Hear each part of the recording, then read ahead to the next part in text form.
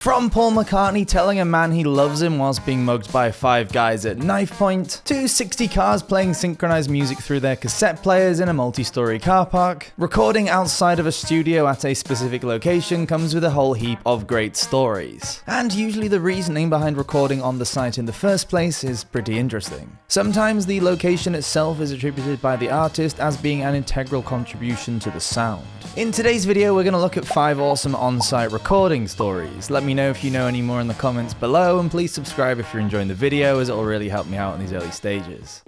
1. Radiohead, OK Computer. St. Catherine's Court in Bath not only provided the environment for The Cure's Wild Mood Swings album, but it was also where OK Computer was largely recorded. This record features a fair few of the band's biggest tracks: Paranoid Android, Exit Music for a Film, Karma Police, and No Surprises. But it also signified the start of their move away from guitar-centric rock sounds to the experimental and densely layered music that they're now associated with. Not only this, but Dave Grohl of Nirvana and Foo Fighters fame had this to say on the record's importance at the time. When they made the OK Computer record, I honestly felt like that was the beginning of some kind of revolution musically. And one of the greatest live bands of all time, performing a song that was challenging the audience to join them in this crazy revolution.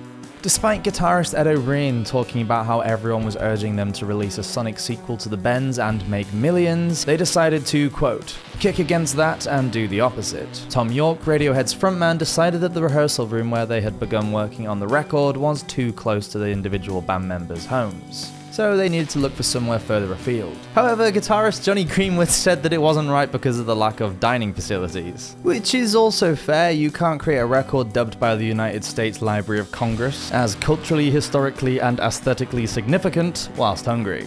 With his tummy now filled, Greenwood described St. Catherine's Court as, quote, less like a laboratory experiment, which is what being in a studio is usually like, and more about a group of people making their first record together. The band used the natural reverberation of the building to their advantage, with the vocals for Exit Music for a Film being recorded in the stone stairwell. This is similar to how Led Zeppelin used the staircase at Headley Grange to record the drums for When the Levee Breaks, which you can learn more about in this video linked above. Incredibly, most of the band elements of OK Computer were recorded live, with Ed O'Brien estimating 80% of them were, stating, quote, I hate doing overdubs because it just doesn't feel natural. Something special happens when you're playing live. A lot of it is just looking at one another and knowing there are 4 other people making it happen. Similarly to this, Tom York's vocals are supposedly mostly his first takes for each track, as he wanted to avoid overthinking, but also create that same authentic feeling that having the band play live together captures. 2. Flaming Lips, Zaireeka.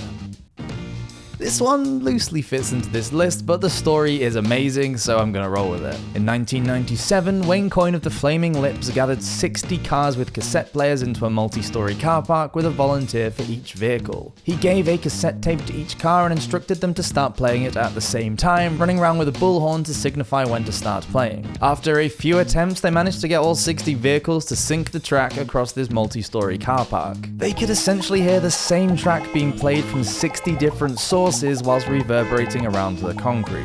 Participants walked around the car park between the cars, marveling at the experience. Coyne then took this to the South by Southwest conference in Austin, Texas to perform it again to 1,000 people. They tried to recreate it in New York, but due to a lack of car parks, they had to come up with a new plan. The parking lot experiment was recreated with 30 boomboxes in a bar. So the next logical step was to figure out a commercial release for this. Wayne Coyne was argued from his initial idea of 100 CDs playing simultaneously at the same time, down to 4. Goddamn producers. The track was submixed into 8 channels by David Fridman, before being packaged into 4 stereo CDs designed to be played in 4 CD players at the same time. This recording was the Flaming Lips record Zaireeka, which, if you don't own 60 cars in a parking lot, fear not, you can do it just with an iPhone on Spotify with 3 other friends. As a really quick example, here is a 5-second section from each of the 4 tracks, and then how they sound together.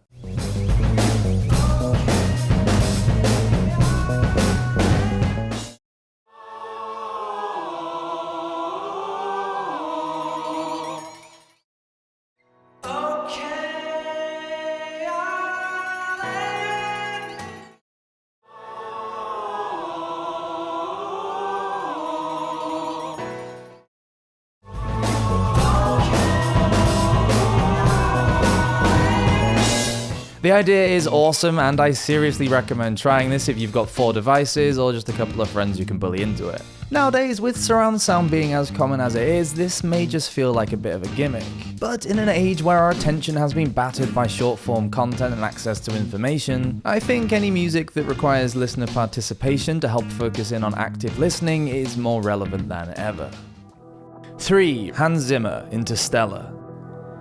Interstellar is a 2014 film by Christopher Nolan with a score by legendary film composer Hans Zimmer. Zimmer is an interesting film composer as he places just as much focus on the recording as the composition. For Interstellar's iconic score, he recorded the parts with organ at the Temple Church in London, with the church's organist Roger Sayer playing alongside an orchestra within the church. The church was built in the 1100s as a headquarters for the Knights Templar, and it is a round building which is a common design for Templar churches at the time. Zimmer said, quote, "That particular church was known as the center of power, and when you are there, you realize it really is." Roger Sayer, the organist, would play with different pitches and timbres that the organ was able to create, whilst receiving direction from Zimmer to finally land on the right sound for the film.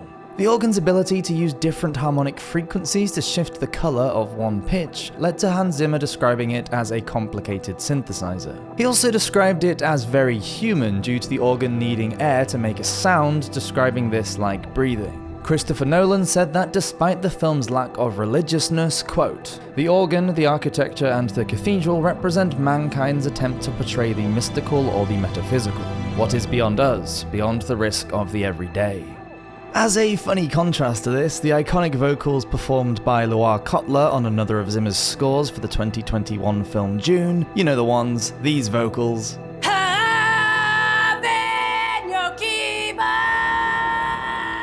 were recorded in a very different setting.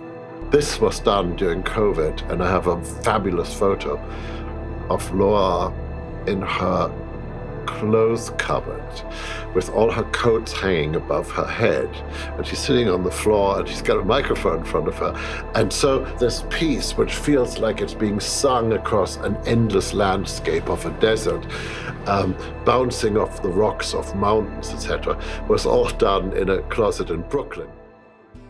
4. Paul McCartney and Wings, Band on the Run. McCartney knew he wanted to travel somewhere he hadn't yet been to work on his new record with Wings. After looking at a list of studios that EMI owned around the world, he opted to take his band on the run and go to a studio in Lagos, Nigeria. They arrived in August 1973 and stayed for just a few weeks whilst completing the album. However, during this time the band encountered numerous difficulties. This included Paul and Linda McCartney being held at knifepoint and losing a load of original demos for Band on the Run, as well as a whole notebook of handwritten lyrics. McCartney recalls his mugging as, quote, "Suddenly a car comes along this dark road and slows down in front of us. A guy winds down the window and starts shouting. I go into friendly Liverpudlian mode, you know, hey mate, we don't need a lift, ta very much. This big guy got out the car and started shouting at me. I actually bundled him back into the car saying, yeah, I love you man, now come on, we're going home." He looked bewildered for a moment before 5 guys piled out and held us up at knife point. Fortunately, McCartney was able to remember how most of the songs went anyway, so the world wasn't robbed of this now iconic album. There's an interview somewhere where Paul McCartney's talking about him and Lennon's songwriting was rarely written down or recorded as demos, because if they couldn't remember the song, how could they expect their audience to? So this skill, uniquely honed over the years, probably came in quite handy here. However, we were nearly robbed of McCartney himself. Whilst recording vocals for a track, McCartney turned white before wheezing out that he couldn't breathe, and then shortly after fainting onto the ground. The official diagnosis was a bronchial spasm brought on by too much smoking. If only vaping had been a thing in the 1970s. In yet another incident, Fela Kuti, a local Afrobeat pioneer and political activist, publicly accused the band of being in Africa to steal and exploit African music. McCartney ended up playing the work-in-progress songs to Kuti to prove that they didn't include any local influence. McCartney's recollection of this experience is great. He said, quote, "Fela came over with his 30 wives and a studio full of ganja. He was one wild cat. He used to have a bottle of whiskey in which was marinating a pound of pot in the whiskey. We turned out to be real good friends." Finally, when the band returned to London after the recording had finished, they opened a letter from EMI dated before they were supposed to leave, warning them not to go to Lagos in the first place because of a recent cholera outbreak. Fortunately, despite a rocky recording process, Band on the Run was released just a couple of months later in November 1973, and remains one of McCartney's post-Beatles career highlights. 5. Bon Iver, Forever, Forever Ago. Shortly after the breakup of both his band and his relationship, Justin Vernon retreated to his dad's remote hunting cottage in Wisconsin. He initially had no plans to record an album and just spent his time drinking beer and watching TV. However, inspiration can often strike unexpectedly, as Vernon ended up turning the cottage into a makeshift studio and recording his first album under a new alias, Bon Iver. Vernon said of the natural landscape around the cabin, quote, "When it's winter out there are no leaves on the trees and the pines are really tall, and there's lanes of light inside them, and bare hills, and so much space. That space really did hand me a lot of ideas. Ideas that I already had, but that I needed help with strengthening." Justin Vernon's frustrations with his songwriting led to him trying new methods to create melodies. He wrote initially wordless melodies, just making phonetic noises, and then filled the words in later. Vernon stated that he felt writing like this evoked a more subconscious meaning. And it's a method you can see commonly used by many other great songwriters, such as when you watch the Beatles' Get Back documentary,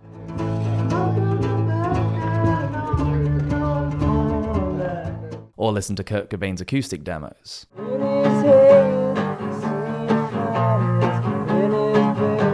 Vernon elaborates on this process, saying, quote, "I'd go back and record a melody, and then if I liked the first line but didn't like the second line, I'd go back and record syllables of a melody. So I'd have the melody, then I'd double that with the new syllables. And it kinda sounds like jargon, two people saying different things. And I'd do that for all the songs, then I'd go back and listen to them about 20 times and write down what I thought I heard. It would be different every time. I compiled them, and at the end it was very interesting for me. It was very freeing.